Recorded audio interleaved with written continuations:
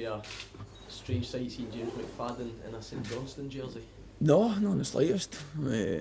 It's not any different from seeing any other player that you play against. You know, it wasn't seeing James McFadden strange in an Everton shirt. It wasn't strange seeing him in a Sunderland strip. So it's certainly not going to be strange seeing him in a St Johnstone strip. You know, so it's going to be a tough game for us. Every game's tough just now for us, and the same for St Johnstone. So we're just focusing on ourselves to try and get back to winning ways and play at a level that we know we're capable of.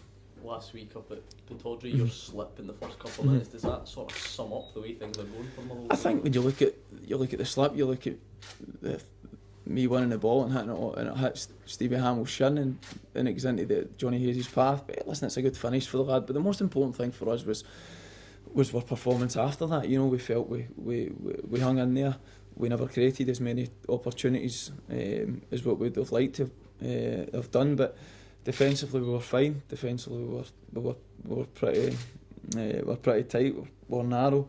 We were hard to play against in that manner because Aberdeen never created any great opportunities against us as well. So there was plenty of positives for us to take in the game on the Friday night. I know maybe it wasn't a great spectacle for other people, but certainly for us there was positives to take out of the game. What type of challenge do you think St Johnstone will bring, given that they're also on a fairly poor run of form? Look, it'll be listen, any time we've played up there, you know, like the games last year, St Johnstone get the better of us up there.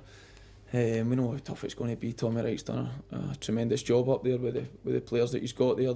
They work hard for each other and they seem to have a really good team spirit. You've seen that last year with how successful they were last year as well. So we know how tough it's going to be. But like I said, that when you're in a run that we're in, the most important thing is to concentrate in your own performances to see if you can try and get to the level that we know we're capable of.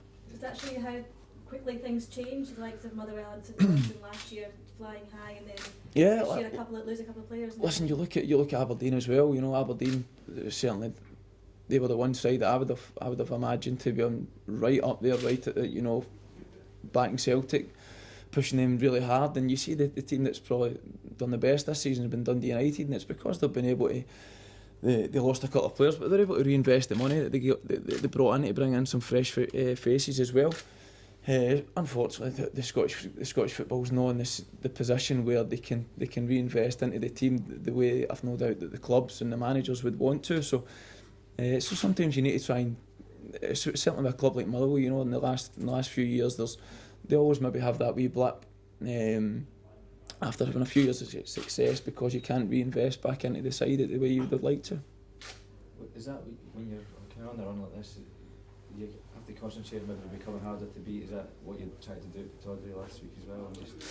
Listen, I think you need to analyse your own performances as a group and as individuals. I don't think there's been one player that you could turn around and say this season, right, for the goalkeeper, right, all the way through to the subs, that they've not performed to the level that we know we're capable of. So I think it's important that you analyse your own performances to see what you can be doing better to help yourself, to help your teammates to be successful.